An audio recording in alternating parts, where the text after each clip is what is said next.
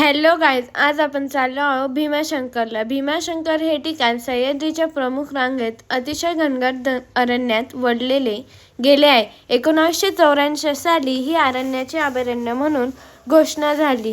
भारतीय 12 ज्योतिर्लिंगांपैकी 6वे ज्योतिर्लिंग म्हणजे भीमाशंकर. भगवान शंकराचे हे धार्मिक स्थळ प्रसिद्ध आहे. निसर्गाने मुक्त हस्ताने उधळून करून या परिसराला सजवलेले आहे. सह्याद्रीच्या पश्चिमेकडे पसरलेल्या एका रांगेतील उंच डोंगरावर भीमाशंकर आहे. प्रचंड गर्द झाडी, जंगल व उंच डोंगराच्या कुशीत भीमाशंकरचे मंदिर वसले आहे. हेमाडपंथी पद्धतीने हे मंदिर सुमारे 1200 ते 1400 वर्षापूर्वीचे आहे. मंदिराच्या छतावर खांबावर सुंदर नक्षीकाम आढळते. मंदिरात दशावताराच्या कोरलेल्या मूर्ती रेखीव व सुंदर आहे. सभामंडपासमोर सुमारे 5 मन वजनाची असलेली लोखंडी घंटा आहे.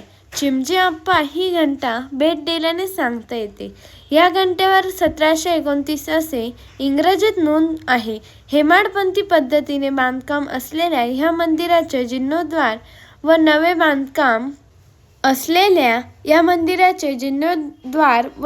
बांधकाम केल्यामुळे मूळ मंदिर बघण्यास मिळत नाही. मंदिराचा भव्य सभामंडप, उंच कळस डोंगर उतरल्याशिवाय दिसत नाही. शिवाजी महाराज, छत्रपती राजाराम महाराज येथे भीमाशंकर दर्शनात येत असे. पेशवे बाळाजी विश्वनाथ हे देखील येथे दर्शनासाठी असल्याची नोंद आहे. प्राचीन कथेनुसार कुंभकर्णाचे मुलाचे नाव भीम होते. कुंभकर्णाला कर्कटी नावाची एक स्त्री पर्वतावर भेटली होती. तिला पाहून कुंभकर्ण तिच्यावर मोहित झाला आणि कालांतराने त्या दोघांचे लग्न झाले. लग्नानंतर कुंभकर्ण लंकेत निघून गेला, परंतु त्यांची पत्नी कर्कटी तेथेच राहिली. काही काळानंतर कर्कटीला भीम नावाचा एक मुलगा झाला.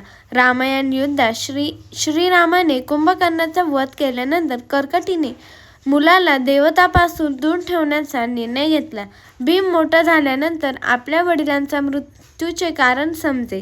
त्यानंतर त्याने देवताचा बदल घेण्याचा निश्चय केला. भीम ब्रह्मदेवाची कठोर तपश्चर्या करून सर्वांपेक्षा ताकदवान होण्याचे वरदान मागितले. त्या काळी कामरूपेश्वर नावाचा एक राजा महादेवांचा मोठा भक्त होता. एके दिवशी राजाला